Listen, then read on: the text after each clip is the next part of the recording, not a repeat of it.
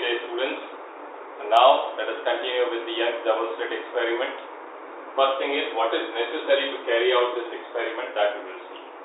Okay. Now two slits we have, S1 and S2. Okay. The first and foremost condition is there, both the sources need to be coherent. We know them all. They are monochromatic, that also we know. But other than this, what is more necessary? Other thing necessary is the angular width. Angular width needs to be significant. Okay, angular width needs to be significant. Now, if angular width is significant, that means fringe width also needs to be enough or significant again. And what is fringe width? Beta equal to lambda d by d. Now, you know that this is very small. Okay, but d we can make larger, but in that one also there is a problem. What problem? Because if you are going to keep the screen very far, then the intensity of this source at this point is going to decrease. The more far you go, the intensity keeps on decreasing. As you know that intensity is inversely proportional to distance squared. Okay, if you are going more away from the source, if it's a point source, if I am talking about a point source, you know that wavefront is a spherical wavefront. So at this point, if suppose here intensity or the power you say is P, power of the source is P, then what is intensity at this point? Intensity will be I by 4 pi r square. If it's a cylindrical source, now if cylindrical source is there or line source is there, then the wavefront is cylinder, which is there in case of slits. Okay, the source is like this. So in this case, intensity will be what? Power by surface area of the cylinder, which comes out to be 2 pi RL. So I is inversely proportional to R. In this case, inversely proportional to R, and in case of point source, intensity is inversely proportional to R square. So if you take the screen very far also, intensity will decrease. So that also we cannot do. So we have to keep the separation optimized, and the angular width also we need to keep significant. Okay, then only we can observe the double slit experiment. Okay, this is very necessary. Now another thing is, other than these things, one more thing is the two sources that we have, their intensities need to be nearly equal. It should not be having too much difference. Now suppose if I say intensity is 100I and its intensity is I, that means huge difference I have taken. Now let's see what's happening. This is maximum intensity and this is minimum intensity. When you say maximum intensity, it means basically what? It means I1 plus I2 plus 2 root over I1 I2. If it's maximum, that means they are in phase. That means phase angle is 0. So what is I1? 100I. I2 I plus 2 root over 100I into I. That means 10I. So what's coming total? 100 plus 20, 120 plus 1. 121I is the maximum intensity. But when I am going to talk about minimum intensity formula will be what? I1 plus I2 plus 2 root over I1 I2 cos pi. Cos pi happens to be minus 1. So the formula changes into I1 plus I2 minus 2 root over I1 I2. So this is 100I plus I minus 20I. What's coming? This is 80, 81. So maximum is 121I and minimum is 81I. Can we identify? Because there is not much of the difference. So it will be very difficult for us to identify which is the bright zone and which is the dark zone. Okay, but if suppose I take it as nearly equal. Now suppose that this is 100I and I take this as 81I. Why I am taking this? So that square root when we are taking, we can take it easily. So see, maximum, in this one maximum will be I1 plus I2, so that means 100I plus 81i plus 2 root over I1 I2. Root over I1 I2. What's going to come? This is 181i plus 2 root over it. Square root is 10. Its square root is 9. So 10 into 9. 90 into 2. 180. 180i. So this is 361i. That's maximum. Let's see minimum now. That's I minimum. 100i plus 81i minus 180i. What's coming? I. Now see the difference. This is 361i and this is just I. So will we be able to identify which is the brighter zone and which is the darker zone? Yes. So that means the two intensities, if they are nearly equal, we can observe the interference clearly on the screen. So this is also one of the most important points for it. Okay. Then let us see again in Young's double slit experiment. How do we create the two sources with the same phase? Okay.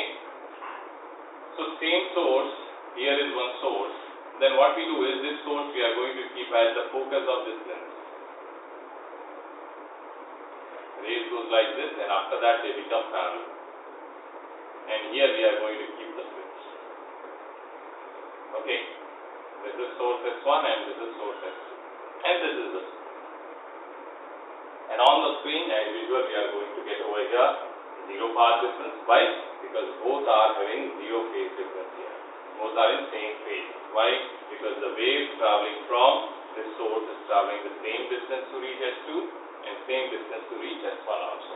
So both are in same phase. They are monochromatic. They are coherent sources. That all is okay. But they are in same phase also. Okay. So here will be central maximum, here will be first maximum, will be second maximum, so is over here. Okay, this is what we have seen normally till now. We consider these to be in same phase. But if suppose it happens to be like this, then what is going to happen? That we will discuss. Now suppose that source is kept somewhere here, you kept the lens over here, then goes in this way and this is how the rays are going.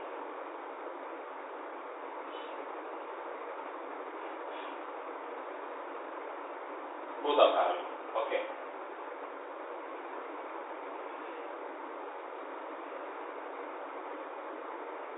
These are the two sources like this. This is S1 and this is S2. Now see in the diagram, can we say that both are in same phase? Answer is no. Why? Because this upper one, the upper wave, is traveling more distance as compared to the lower one. Okay, if I say over here this is point A and this is also point A. Why? Because they are at the same point. These two are at the same phase. Okay, but from here if you see this is traveling more than this one. I can say that AS2 actually is more than AS1. Okay. So, this phase is not same as this phase. Okay. So, then here is a screen. Okay. Now, the question is central maxima going to form over here? If I ask you, this is how the things are. Okay. If this is point P, I can say S2P is equal to S1P. Path difference between these two is 0, correct? But is S2 and S1 in same phase? Answer is no. So at P I am not going to get the central maximum. Reason is because here path difference now will not only be calculated from S2 and S1, it will come from here. Can I say AS2 plus S2P equal to AS1 plus S1P? I cannot. So if you cannot say, then the path traveled by the wave to reach P and path traveled to reach to P from here is not equal. Central maxima is not here. So how to do it? Now check. First of all, we are going to see what is the path difference or rather phase difference between the two sources. So what to do? These two are parallel lines. So from here we will drop a perpendicular on that. Like this.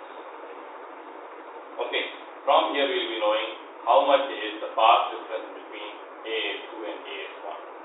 Now if this is D, and if I say that this angle is, let's say, alpha, then this will come D sine alpha. We will write here D sine alpha. Okay, now who's traveling more over here? This S2. Okay, now where will be central maxima then? Where central maxima is going to move, because it's not at O here, then where it will go? It will go to certain point where the ray from S1 needs to travel more and ray from S2 needs to travel less. Why? Because already for S2 it has traveled more. So what will happen? It will go above.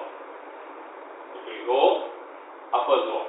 Somewhere here will be your central maximum. Why? Because here this will be traveling less and this will be traveling more. Are you able to understand? Now I can say that AS2, and if suppose this is M, AS2 plus S2M can be equal to AS1 plus S1M. So how much this has to travel extra? You can drop a perpendicular from here on to this one again. So if this path difference is equal to this path difference, then I can say that here there will be central maxima. Okay, I can show you. For central maxima, what should be the path difference? 0. That means AS2 plus S2M minus AS1 plus S1M into this. So that means AS2 minus AS1 plus S2M minus S1M equal to 0. AS2 minus AS1 already we have written D sine alpha. Put D sine alpha. Okay, now S2M minus S1M. But here I know S1M minus S2M. S1M minus S2M. How much it is?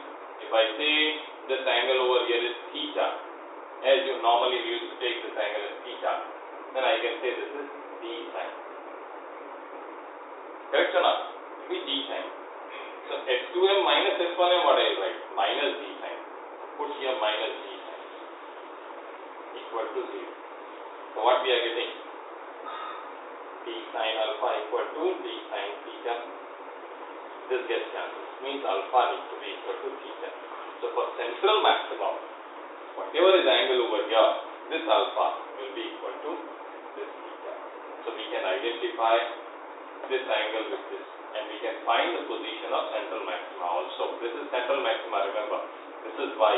So if this is theta, I know that this is also, this angle also will be theta, and I can write then theta equal to y by d, and if theta is not known, then we can say tan alpha equal to y by d.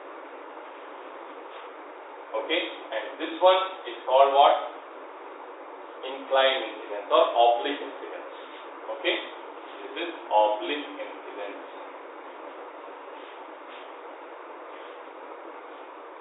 Alright, so that's all for now.